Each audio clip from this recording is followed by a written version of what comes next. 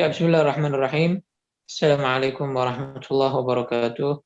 Bismillah, Waalaikumsalam alhamdulillah, warahmatullahi salatu wabarakatuh. wassalamu ala rasulillah, Sayyidina Maulana Muhammad bin Abdullah, wa ala alihi wa sahbihi wa mawalah, wa la hawla wa la quwata illa billah. Subhanaka la ilma lana illa ma 'allamtana, innaka antal alimul hakim. Rabbi shrah li sadri wa yassir li amri wa hlul 'uqdatam min lisani yafqahu qawli. Amin ya rabbal alamin. Amma ba'd. Alhamdulillah. Kali ini kita akan melanjutkan lagi kajian kita, yaitu kajian tasawuf. Mohon maaf, saya terlambat karena saya baru aja sampai dari Jawa Timur, nyetir sendiri. Jadi agak lelah, agak capek karena nyetir sendiri, baru sampai. Kita akan melanjutkan lagi, bismillah. Kemarin kita membahas tentang fadilah sholat berjamaah. Ya. Saat ini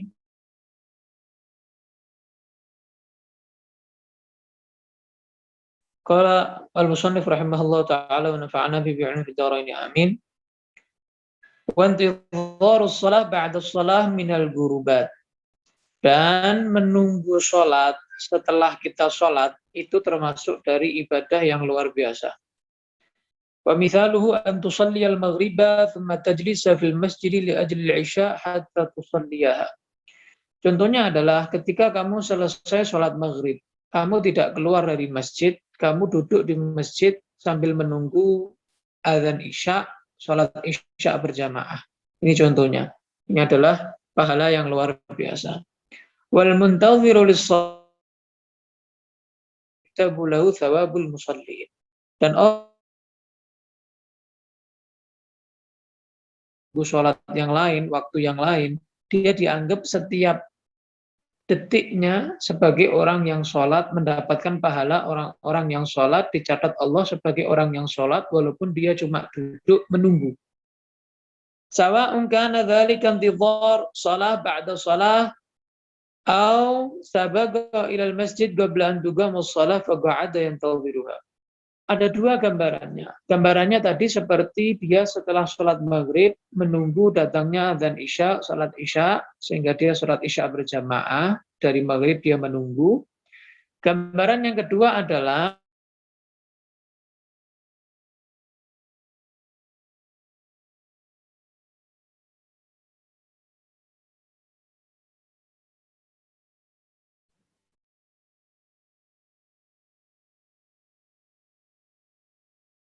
sholat walaupun dia belum sholat. Walladhi yamkuthu fi mahalli alladhi shalla fihi la tazalul malaikatu tastaghfiru lahu wa tad'u lahu hatta yuhdith aw yatakallam. Seorang yang sudah sholat setelah salam dari sholatnya, maka malaikat akan mengistighfari orang tersebut, memintakan ampun dosa orang tersebut, dan mendoakan orang tersebut sampai wudhunya batal, atau sampai orang itu bicara hal yang lain selain wirid, zikir, atau orang itu pergi dari masjid. Jadi selama dia masih setelah salam dari sholatnya, dia tetap duduk, maka malaikat setiap detik, setiap saatnya mendoakan dia, memintakan ampun untuk dia, sampai dia batal wudhunya, atau sampai dia bicara hal yang lain, atau sampai dia pergi dari masjid. Pahalanya luar biasa. Kullu dzalika qad waradat bil akhbar 'an Nabi sallallahu alaihi wasallam. Semuanya ini yang saya sampaikan, yang disampaikan beliau dalam kitab ini adalah semuanya dari hadis sahih dari Rasulullah Muhammad sallallahu alaihi wasallam. Qala Rasulullah sallallahu alaihi wasallam, Nabi Muhammad SAW beliau bersabda, "Ala adullukum ala ma yamhullah bil khata'i wa yarfa'u bihid darajat?" Kalian mau enggak tak kasih tahu apa yang bisa menghapuskan dosa-dosa dan yang bisa mengangkat derajat? Dilanjutkan oleh Nabi Muhammad, isbahul wudu' 'alal makarih wa kathratul khutta ilal masajid wa intidharus shalah ba'da shalah. Yang pertama adalah menyempurnakan wudhu walaupun dalam keadaan dia nggak senang untuk itu. Contoh, misal di musim dingin atau di saat yang dingin airnya dingin. Misalnya. Ketika dia mau melaksanakan seluruh sunnah-sunnahnya wudhu, dia mungkin aras-arasan wegah atau nggak usah rukun-rukunnya aja, fardu-fardunya aja. Nah, di saat dia seperti itu, ketika dia menyempurnakan wudhunya dilawan hawa nafsunya, dia tetap melaksanakan adab-adab dan sunnah-sunnah wudhu, maka itu dia akan mendapatkan langsung derajatnya naik drastis dan juga dosanya diampuni oleh Allah Subhanahu wa taala. Yang kedua adalah memperbanyak langkah menuju ke masjid. Yang ketiga adalah menunggu sholat setelah dia sholat seperti tadi yang disampaikan oleh beliau dalam kitab ini. Fadzalikumur ribat, fadzalikumur ribat. Ya, ini adalah sabda Nabi Muhammad Shallallahu Alaihi Wasallam. Waqala alaihi salatu wassalam, Nabi Muhammad SAW juga bersabda, Innakum lan tazalu fi shalah man tadhartumus shalah. Nabi Muhammad bersabda, kalian masih sholat selama kalian menunggu waktu sholat.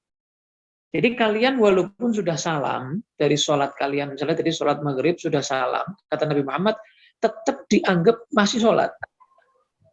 Sampai waktu sholat yang lain, menunggu waktu sholat yang lain.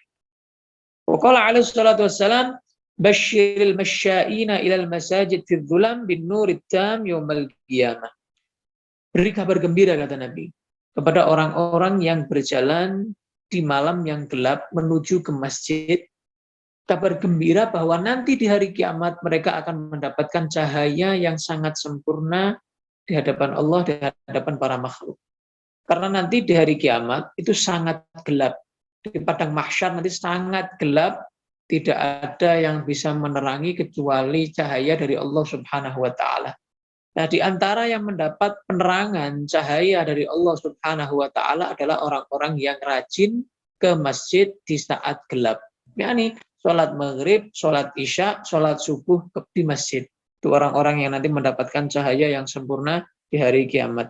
Sabda Nabi Muhammad SAW. Wa warada anna masyal insan ilal masjid yuktabu lahu wa yaj'alullahu lahu thawabah. Khatwah yukaffiru biha anhu sayyi'ah wa khatwah yaktubu lahu biha hasanah wa khatwah yarfa'u lahu biha darajah. Dan diriwayatkan juga bahwa orang yang berjalan ke masjid, tiap langkahnya itu dicatat oleh Allah Subhanahu wa taala mengampuni satu dosa, Allah memberikan kepadanya satu pahala tiap langkah, dan Allah mengangkat derajatnya satu derajat tiap langkah. Nah, tambah banyak langkah kita menuju ke masjid, maka tambah banyak derajat kita yang dinaikkan oleh Allah, diupdate oleh Allah Subhanahu wa taala, dapat pahala tiap langkah dan diampuni dosa kita tiap langkah. Wa kama yuktabu lahu mamsha ilal masjid kadzalik yuktabu lahu ruju'u minal masjid ila manzilih. Bukan cuma keberangkatan ke masjid, pulang dari masjid ke rumah pun juga dicatat. Misalnya ada si fulan ini berangkat ke masjid 100 langkah. Maka setiap langkah dicatat mengampuni dosa. Berarti 100 dosa diampuni, diangkat 100 derajat, diberikan 100 pahala. Pulang 100 langkah lagi, maka pulang diberikan 100 pahala, diangkat 100 derajat, diampuni 100 dosa. Total dia mendapatkan 600 berarti. Yang 200 pahala, yang 200 ampunan dosa, yang 200 kenaikan derajat. Maka alhamdulillah ini adalah fadlun minallah, keutamaan dari Allah untuk kita umat Nabi Muhammad sallallahu alaihi wasallam.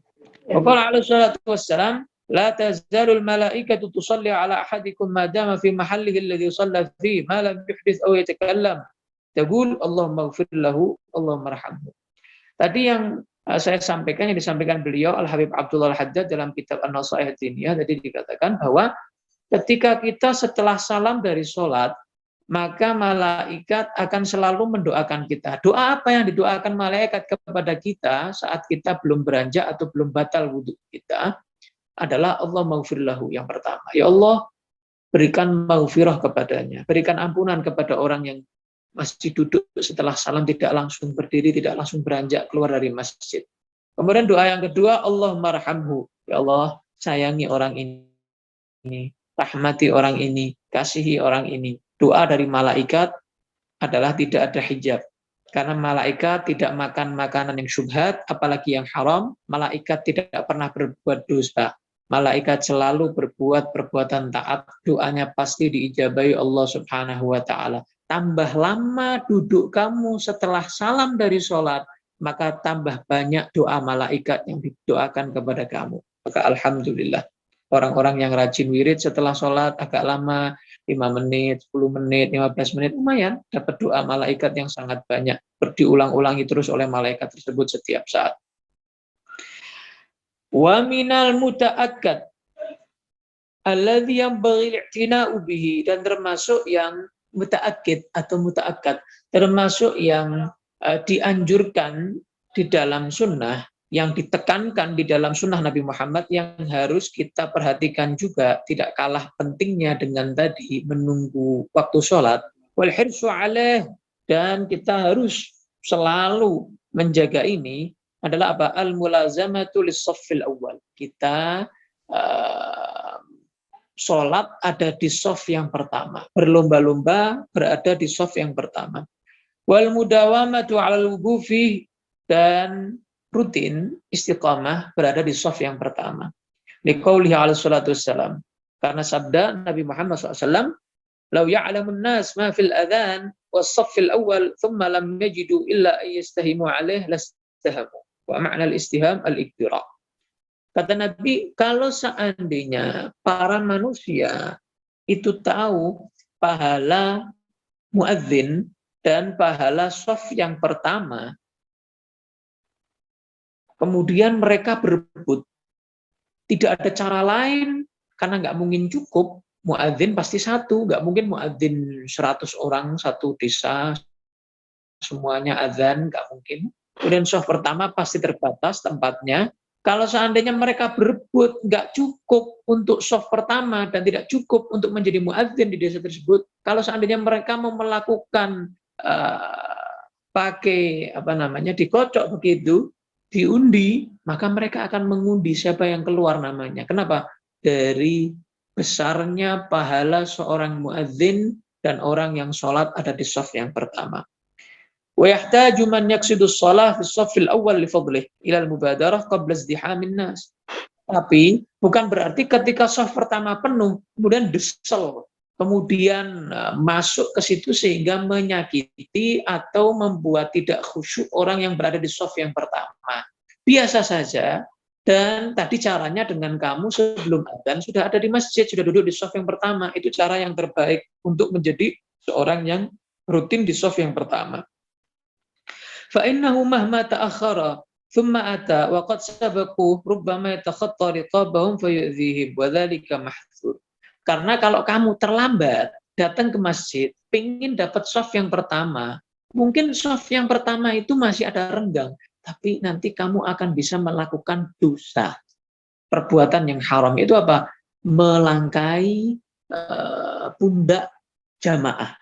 Nah, melangkai pundak jamaah itu perbuatan haram yang dilarang oleh Nabiullah Muhammad SAW. Jangan sampai kamu untuk shaf pertama mendapatkan pahala tapi melakukan perbuatan dosa. Ini kadang orang salah paham.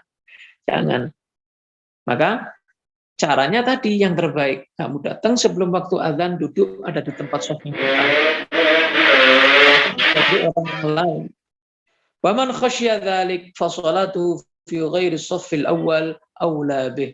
Maka seorang yang terlambat, dia melihat, ini saya kalau maju ke shaf pertama, ini saya melangkahi orang-orang ini, saya akan menyakiti orang-orang ini, saya akan membuat mereka, saya dikira nggak sopan nanti, dikira nggak akhlak nanti. Maka lebih baik dia ada di shaf yang tidak melangkahi. Kenapa? Karena itu tidak perbuatan dosa.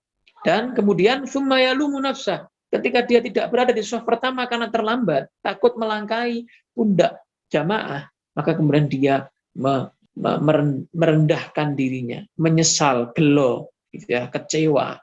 Hatta yasbiqahun nas ila awailis sufuf. Wa fil hadis la yazalu aqwam yata'akhkharun hatta yu'akhirahumullah. Dalam hadis Nabi Muhammad SAW bersabda, maka Allah tidak akan mengakhirkan hajat seseorang kecuali karena dia mengakhir-akhirkan urusannya sama Allah Ta'ala.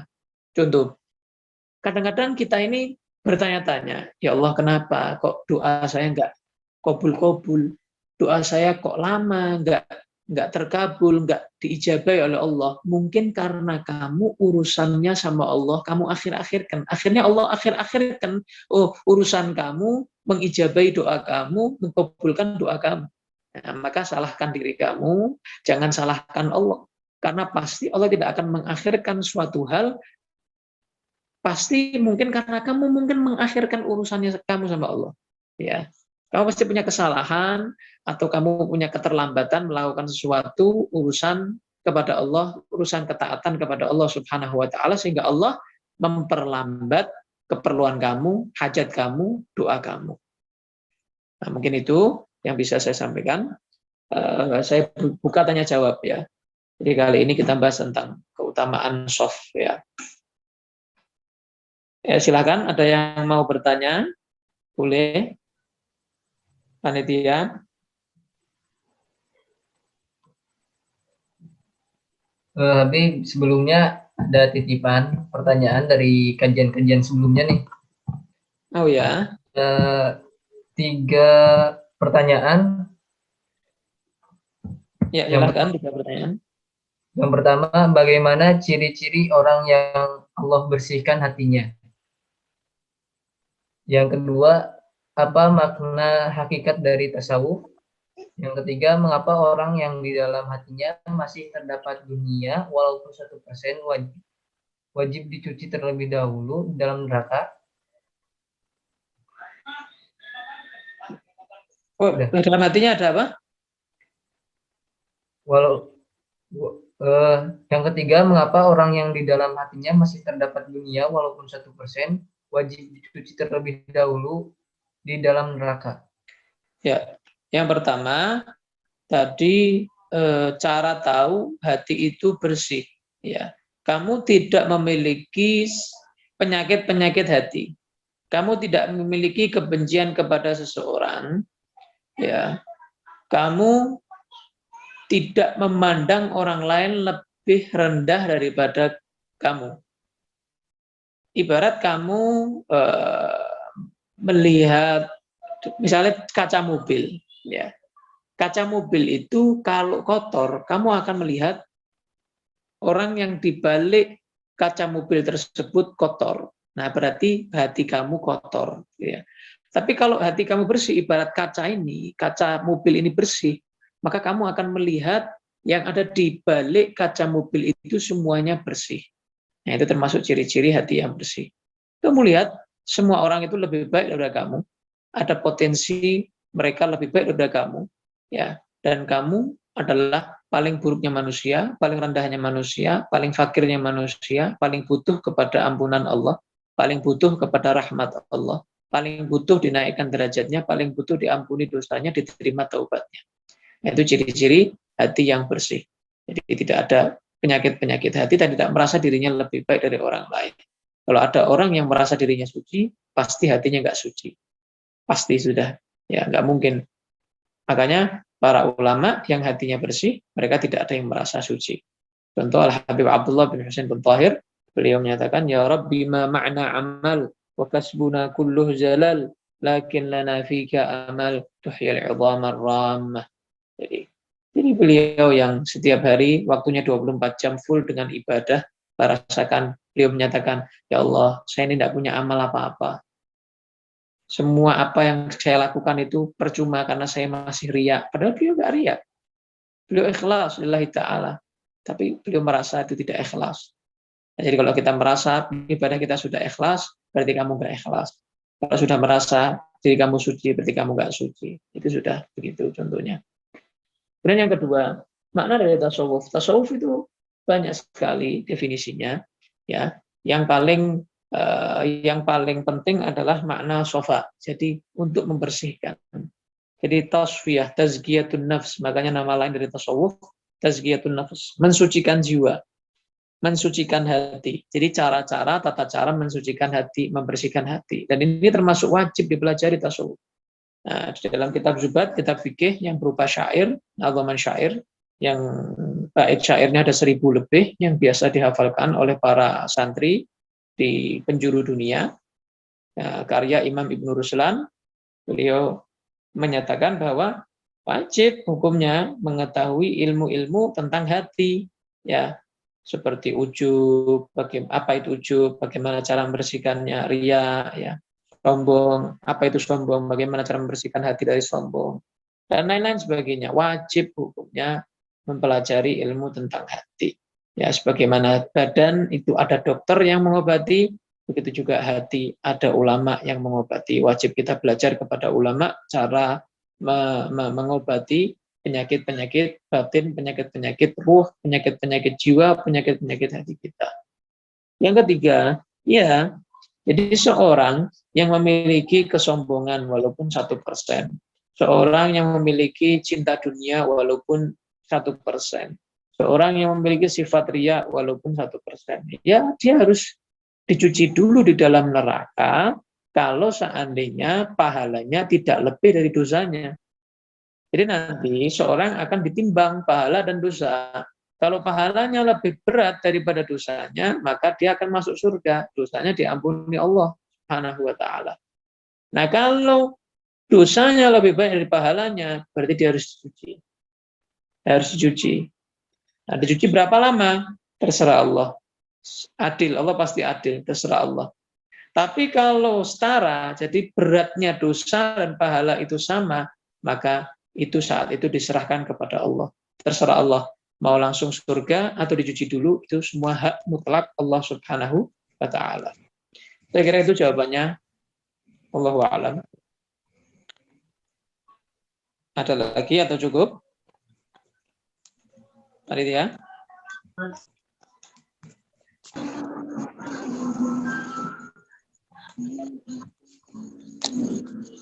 Silakan yang ingin bertanya.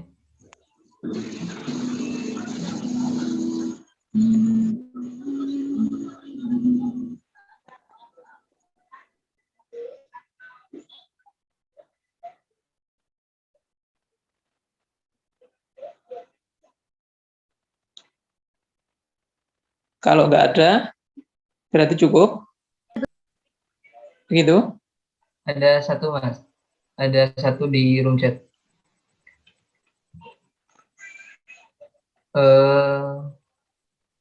Mohon maaf, di luar tema hari ini, amalan untuk para wanita apa ya, Habib, agar dapat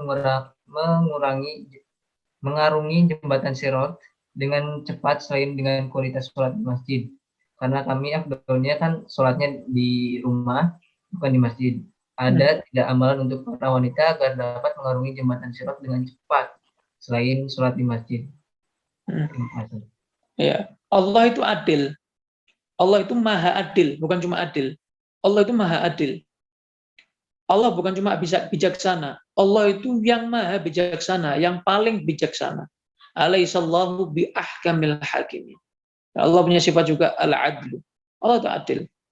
Sebagai contoh, ya, perempuan itu yang mendapatkan cobaan hamil sampai melahirkan anak, ya, pengorbanan antara hidup dan mati. Tapi Allah ganti dengan apa? Al-jannatu tahta aqdamil ummahat. Surga di bawah telapak kaki ibu. Nah, diganti sama Allah Ta'ala.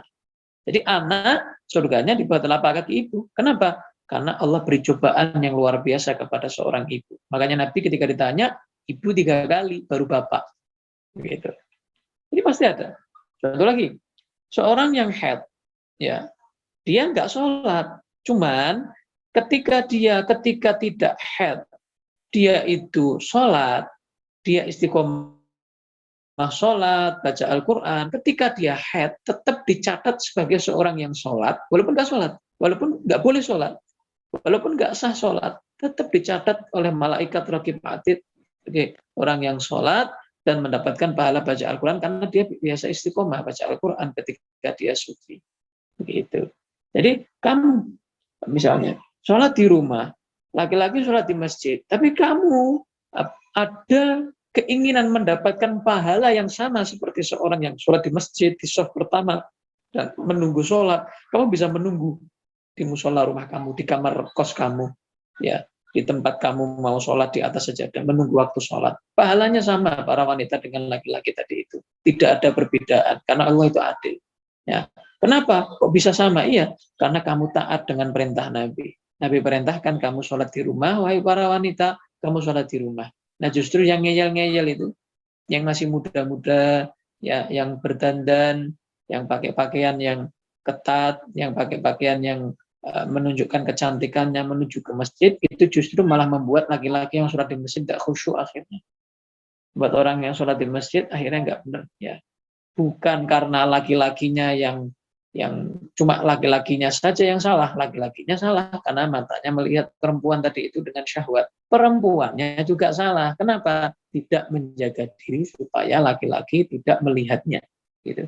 Jadi dua-duanya disalahkan ketika ada laki-laki dan perempuan. Tidak bisa menyalahkan cuma perempuannya dan laki-lakinya. Laki-lakinya. Makanya laki-laki diperintahkan untuk apa? Memejamkan mata. Perempuan diperintahkan untuk apa? Menutupi dirinya ibaratnya sampai tidak menimbulkan syahwat, tidak menimbulkan fitnah. Begitu. Ya mungkin saya kira itu cukup ya pertemuan kita di bulan kali ini. Mudah-mudahan kita bertemu bulan Ramadan, insya Allah dalam keadaan yang suci, dalam keadaan yang semangat, dalam keadaan yang betul-betul menghormati, mengagungkan, mensucikan bulan yang suci, yaitu bulan Ramadan, dalam keadaan sehat walafiat, dalam keadaan takwa, fi ta'atillah wa ta'atir Rasul, kemana wa asalafu mustalifan nawinah, wa talab talabna wa khususun ila hadratin Nabi Muhammad sallallahu alaihi wasallam, bisirri asraril Fatihah. A'udzubillah.